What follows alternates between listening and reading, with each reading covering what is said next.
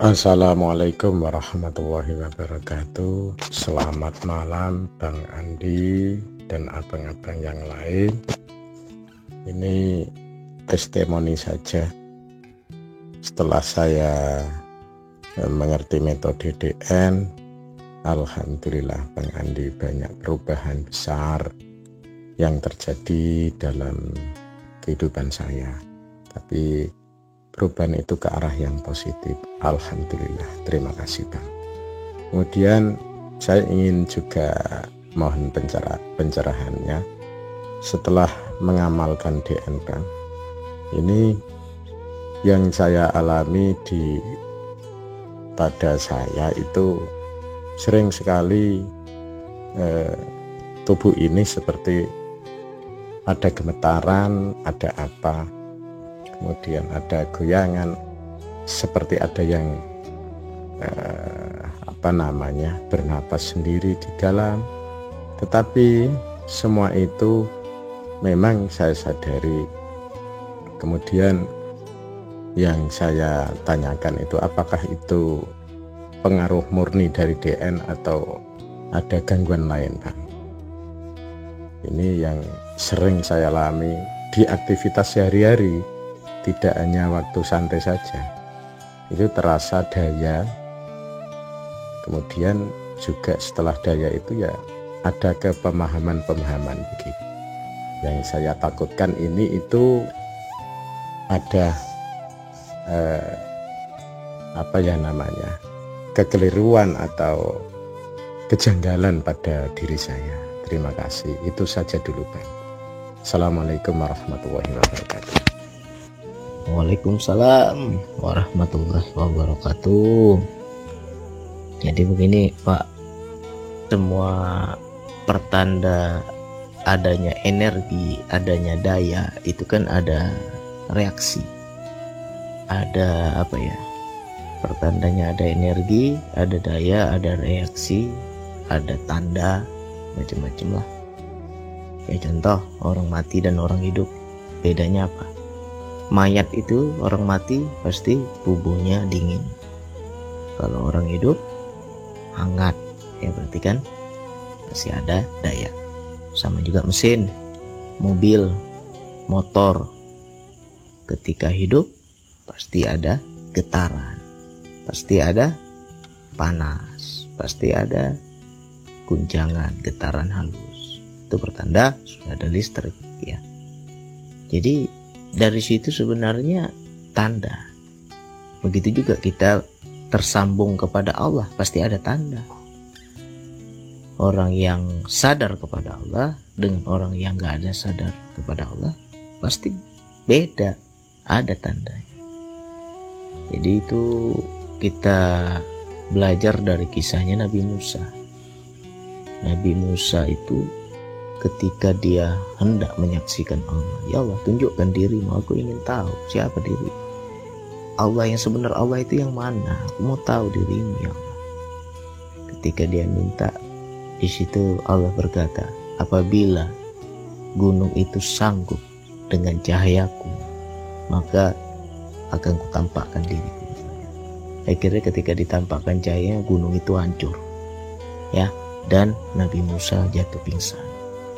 Begitulah dahsyatnya ketika Allah menunjukkan diri. Padahal itu baru cahayanya ya.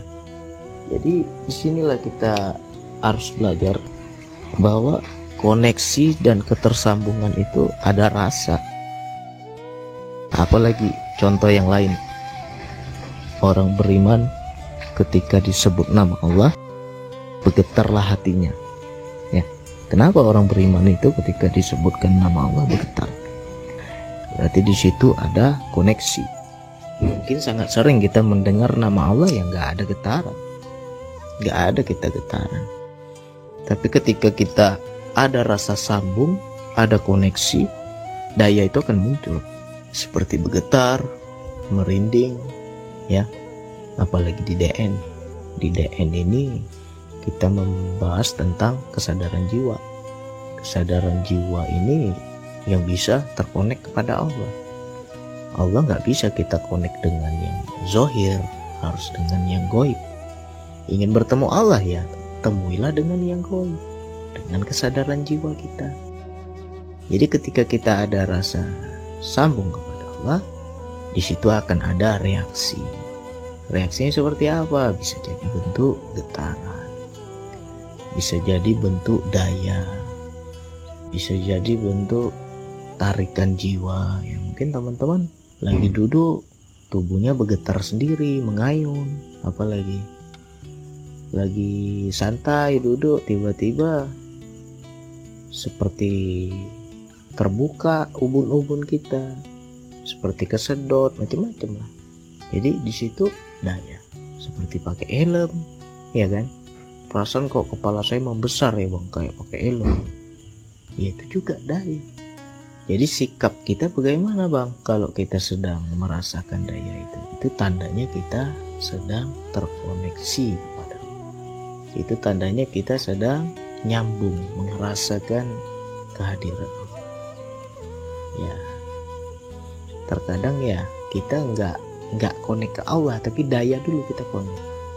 Ketika merasakan dayanya, baru kita nyambung kepada Allah. Itu kan apa ya istilahnya? Ya Allah merasakan memberitahu bahwa aku dekat. Nah, sehingga kita bisa merasakan dengan daya itu. Jadi sangat banyak teman-teman yang baru mulai belajar zikir nafas, ya di situ dia akan peka. Bisa jadi sebulan 2 bulan itu akan lebih banyak peka kepada daya. Dulu sebelum mengamalkan DN gak paham kita tentang daya, tentang energi, tentang rasa sambung ya, getaran-getaran. Tapi ketika sering ber-DN kok getaran ini muncul terus bang. Nah berarti di situ kita peka. Ya diterima aja, terima dayanya, sambung kesadaran kita kepada Allah, terus rasakan Allah yang dekat. Nah kalau udah rasakan Allah yang dekat, ya ajak komunikasi, ajak ngobrol. Ya Allah, aku rasakan Engkau yang dekat ya Allah. Apa kalam-kalammu malam ini ya Allah? Apa yang hendak Engkau beritahu kepada aku ya Allah? Dengarkan. Nah terkadang kita nggak paham Allah lagi ngomong apa saat itu, ya kita kadang nggak paham. Yang kita rasakan hanya daya aja, tapi besok-besok ya di situ ada pemahaman baru, di situ akan ada ilmu baru. Nah tapi bagi yang sudah terlatih peka ya, itu bisa langsung koneksi 2 arah. Saat itu juga bisa langsung ngobrol, kita bertanya Allah menjawab ya. Jadi ya jangan terlalu hanyut ya, ini nggak boleh juga. Makanya banyak orang-orang, teman-teman yang sudah mulai peka pada daya ini terkadang ya bawaannya ngantuk, bawaannya mau merem, bawaannya ketarik ya, apalagi ya pokoknya lemesnya lemes enak, kayak orang ngefly ya kan. Yaitu saat terkoneksi kepada Allah, terima aja dayanya. Walaupun kita belum paham maknanya apa, tujuannya apa, maksudnya apa, ya terima aja, prasangka baik aja. Itu jangan dianggap ada yang salah, jangan dianggap ada yang jelek, enggak lah, itu bagus. Kita berzikir insya Allah itu kita lebih peka, lebih paham. Itu intinya, tandanya daya turun, tandanya terkoneksi, tandanya kesadaran kita tersambung. Itu tandanya Allah itu hadir di dekat kita. Nah, kan beda kan, kita sadar kepada Allah dengan gak sadar kepada Allah kan beda. Kita merasakan kehadiran Allah dengan gak merasakan kehadiran Allah beda. Ada rasanya. Nah di situ akan akan ada efek pada jasad. Ya ibarat mesin kalau sudah dialiri listrik ya pasti ada panas, pasti ada getaran. Itu kan tandanya sudah hidup, itu tandanya sudah terkoneksi. itu tandanya ada daya. Ya sama juga lah kayak tubuh kita ini, pasti ada tanda-tanda. Tinggal kita terima, tapi nggak boleh terlalu hanyut. Makanya banyak orang-orang yang baru mulai peka, di situ kadang dia hanyut. Hanyut yang bagaimana bang? Ya pokoknya bawaannya mau merem aja. Perasaan ngantuk, apalagi perasaan lemas, apalagi ya kadang kalau terlalu diikuti daya itu ya bisa kejang-kejang. Kalau kita terlalu mengikuti rasanya bisa kejang. Gunung aja hancur, Nabi Musa aja pingsan, apalagi kita. Kalau kita ikuti dayanya ya bisa-bisa seperti itu. Jadi jangan terlalu hanyut pada rasa ya. Mudah-mudahan bagi teman-teman yang lain bisa paham. Bagi yang sudah merasakan ya syukuri, diterima aja dayanya. Bagi yang belum jangan diminta-minta, karena nggak semua orang dapat seperti itu. Suka-sukanya Allah mau kasih sama siapa ya suka-sukanya dia lah. Jadi bagi kita yang nggak bisa begitu ya jangan minta-minta, itu namanya nafsu ya. Mudah-mudahan ini bisa dipahami. Sekian dari saya, wassalamualaikum warahmatullahi wabarakatuh. Terima kasih Bang Andi atas pencerahannya. Persis apa yang dikatakan Bang Andi tadi yang saya alami. Bahkan saya mendengarkan audio Bang Andi, kepala saya muter-muter, ya digoyang-goyang sampai saat ini. Bahkan pernah pengalaman di dalam kelas saya ngawasi ujian, itu sempat kejiwang. Padahal ya duduk ngawasi ujian itu, tapi alhamdulillah saya berdoa di situ, ya Allah, kalau memang masuk ke jiwa, tolong ya Allah, jangan sampai saya itu mendengkur atau ngorok itu. Dan ternyata memang tidak ngorok Bang Andi. Itu pengalaman menggelikan juga itu. Terima kasih Bang Andi atas pencerahannya. Assalamualaikum warahmatullahi wabarakatuh. Alhamdulillah, ini kalau ngomong hasil laku, hasil praktek, senang saya. Jadi dayanya juga turun, perintahnya juga turun, lanjutkan kata Allah. Ya udah lanjut ya. Jadi mengenai pengalaman-pengalaman Pak Rumat itu sangat bagus. Istilahnya kan setiap perjalanan kita cerita, sehingga saya bisa memberi tahu selanjutnya kemana lagi arahnya. Jadi mengenai yang jiwa tadi, sangat banyak orang ketika merasakan daya, dia hanyut pada rasa, dia masuk kepada jiwa sehingga jasadnya itu terabaikan. Istilahnya trans, pindah dari jasad masuk ke jiwa, sehingga ya jasadnya bisa-bisa ketiduran atau blank. Jadi selanjutnya ini untuk Pak Rumat, coba nanti dilatih ya, dilatih memisahkan kesadaran. Kesadaran jiwa kita ini bisa dipisah-pisah. Kalau belum paham seperti apa Bang memisahkan kesadaran, ya diterima aja dulu, ingat-ingat aja dulu kata-kata saya ini. Mudah-mudahan nanti kalau sudah sampai ke situ paham. Jadi bagi pemula sangat banyak itu ketarik masuk ke jiwa sehingga jasadnya itu yang gak sadar. Bawaannya ngantuk, bawaannya lemas, sehingga terkadang kita ya setengah-setengah sadar ya kan? Berarti sadar kita hanya di dalam, tapi di luar ya kadang gak sadar. Di dalam sadar, itu tandanya udah masuk ke jiwa. Jadi bagi orang yang sudah terlatih, dia bisa memisahkan. Memisahkannya bagaimana Bang?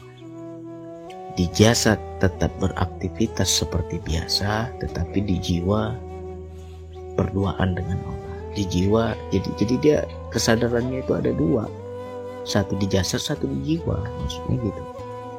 Terpisah-pisah jadi nggak lagi bersatu. Untuk pemula kita masuk ke jiwa ya jasad kita tinggalkan. Tapi bagi yang sudah terlatih, dua-dua bisa jalan.